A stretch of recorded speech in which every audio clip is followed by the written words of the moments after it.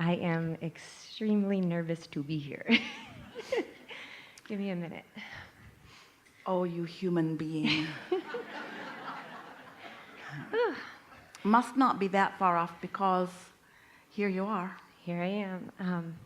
I had a question that has been, I've been thinking about recently, about relationships, and I guess sometimes I don't know when I should factor in my human qualities and just calm down sometimes into trying to understand whether something is fun or something feels not fun. And well, if it's that close, it doesn't matter. We think you have more discernment than you are describing here, though. Yeah, so I've been married twice. Married very young the first time, a bit traumatizing. Waited quite a while to get married again and ended in divorce. Do you think that story serves you? No, I'm over it. You're not really over it, or you wouldn't be talking about it. And we're just going to play with you a little bit. It's going to feel like we're beating you up, but we're really not. Well, just a little bit. We're going to ask this of all of you as you come forward. Does this particular explanation, and we understand why you're offering it, what influence is it likely to put you under? The influence of true guidance, or the influence of things not going well for you? We know you do it with each other. You want to tell each other about yourselves, which is just like saying, hello, I'm really happy to meet you. But instead of meeting you in my tuned in state, which is possible because here we just met, I instead choose to tell you all the things I've lived through before this meeting. And in the process of doing that, I'm going to diminish myself to something so much less than we potentially have here together. And we don't think that's a very good idea, do you? No. So does anything that's ever happened before matter in a negative sense, or did all of it help you to add clarity to what you want? Isn't your relationship vortex in a better position than it's ever been in before? And isn't that something worth appreciating of everything that came before rather than criticizing? Yes. Yeah. So here you are, all fresh and new, with this bright, beautiful vortex that has all kinds of relationship components in it.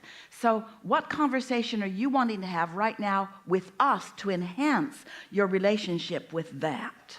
See what we're getting at? Yes. So my question is, how do I have fun in relationships with just treating them as casual? Because when people say, just have fun, just date, I tend to get a little possessive. And then it all of a sudden doesn't feel so fun anymore. And I feel like, okay, is this well, you just human answered nature? your own question. I had fun and then I didn't. So keep doing the things that are fun and stop doing the things that aren't. So I tend to get a little possessive. What you're saying there is, when I see something that I like, then I fixate on it. Now, there's nothing wrong with that. There's nothing wrong with acknowledging positive aspects of someone and imagining those positive aspects intertwining with you. That's really a wonderful thing to do. And if that is what you were doing, then you would feel enlivened by the relationship and it would continue to be fun. But if you are acknowledging those positive aspects and then, because you're still under the influence of past relationships, you're imagining them going away, that possessiveness is a feeling of loss. It's lack of consciousness. And when you do that, then it's not fun. But it's not about this relationship. It's about what you're doing to this relationship right now based upon other relationships. Helpful? Yes. It's pretty obvious, isn't it, when you're not standing in the middle of it, you see? So would you say when you get possessive, here's a good question for you. When you feel possessive, is it because you really don't like this person or because you really like this person? I really like them. So could you use different words rather than saying I'm possessive? Why not say I'm complimentary? I'm attracted to this. I'm enlivened by this. I'm recognizing positive aspects here. I and my inner being are acknowledging that something that I'm seeing here really matches what's in my vortex. I'm not possessive, I'm harmonic. I'm not possessive, I'm aligning. I'm not possessive, I'm coming into my full power. But the reason you call it possessive is because you're stepping out of your full power and you are imagining loss or lack. Well, just don't do that. How would you know if you didn't have both sides of that equation? So now your work is just to deliberately tune yourself with a little bit more deliberate intent, yes? There's nothing that will drive someone away faster than someone saying to them or implying it or even just radiating it vibrationally, you're important to my happiness, and if you go away I'll be sad, because it makes them want to run screaming into the woods. And that's what happens on my end when somebody acts like that with me. It feels like I have a big job to keep them happy, and then all of a sudden it's like, wait, this was supposed to be light and fun. So you understand what it's like when it happens to you. That's why I'm in such a split feeling of where do I go with this whole, and then, you know. Well, here's what we would do if we were standing in your physical shoes. We would acknowledge to ourselves really on a regular basis that right here, right now, whatever's going on in this relationship, the time that you are together with someone, that your intention is to be as much in alignment as you can and see as many positive aspects in yourself and in the other as you can find. Let it be a game of alignment first and foremost, and then just watch what happens. Because here's the thing, if you're really tuned into who you are, you're not going to attract someone who can't stay there in instability. But if you are up and down and up and down and up and down and up and down, you're going to attract somebody who's up and down and up and down and up and down and up and down.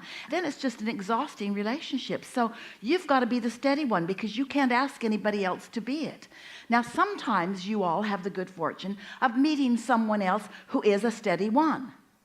And when you meet someone who's a steady one, who no matter what you do, they remain steady, you're really attracted to that, because your dominant desire is to be tuned in, tapped in, turned on. And when they stay that way, it's easier for you to stay that way. But don't assign that responsibility to anybody else. You be that one. You be that one, which means you're going to have a good time no matter what they're doing. You're going to feel good because you're going to have clarity. And don't you want clarity? In clarity, when you are in a state of clarity, you can see down the road. You can feel how much of this relationship, as it is in the state of becoming, is satisfying the majority of intentions that are in your vibrational reality. It's really a delicious thing to be all tuned in, tapped in, turned on, and to have such clarity that you can feel almost from the beginning of an encounter with anyone, whether it fits or whether it doesn't. And if it doesn't, then don't pursue it. There's no point in trying to teach someone how to get into alignment who has been practicing not being in alignment. And of course, as uplifters, you want to influence as many as you can into alignment, but just don't let it be everybody that you date. It's so tiring. Put your shingle out. I'm in alignment, I'll teach you there. I'll coach you into alignment and we'll have fun. One day, a woman sat in the hot seat and she was talking about her son. And she said, Abraham, please give me some words that I can give to my son so that he can get a mate. And we said, we don't think it's a good idea if he gets a mate right now. And she was shocked because she thought the absence of a mate was his problem.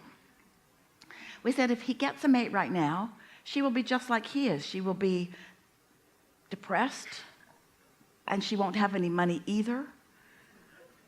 And she will be bored and sometimes hostile, and they'll just bang around together and then they'll go their separate ways. And this mother said, oh, that's what's been happening.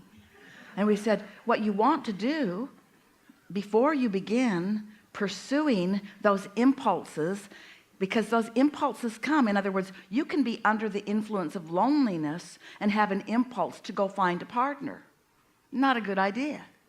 Or you can be under the influence of alignment and have an impulse to find a partner. Much better place to be coming from, yes? I felt that way. I felt like I was doing pretty good on my own. I wasn't feeling that. All right, now is this story going to put you under this influence or this influence? Yeah, probably don't want to tell that story. Right? There's this wanting to explain where I am that holds you right there. I'd like to explain to everyone how I've been doing and where I am. And we say, then get used to where you are, because that's where you're staying. If that's what's coming out of your mouth all the time, then nothing else can change. So just leave when it's not fun anymore. Yeah, at the very beginning of it not being fun.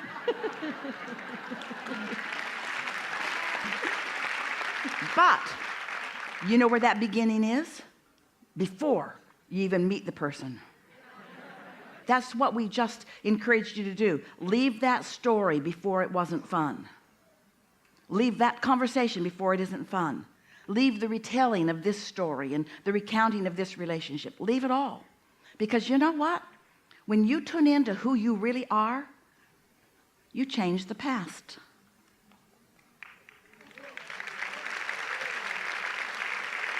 Because when you perceive through the eyes of Source, you see every bit of that past as your advantage, because it was growing your vortex.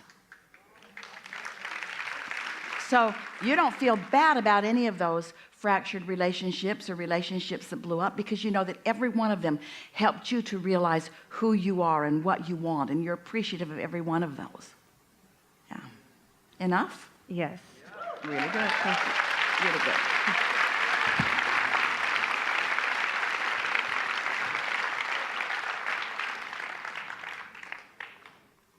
You're understanding about being under the influence, aren't you? Whew, there's such clarity and leverage, and Esther likes to call it magic. The magic is happening. She can feel when the magic is happening. It's not magic, it's normal, but it feels magical. Magical.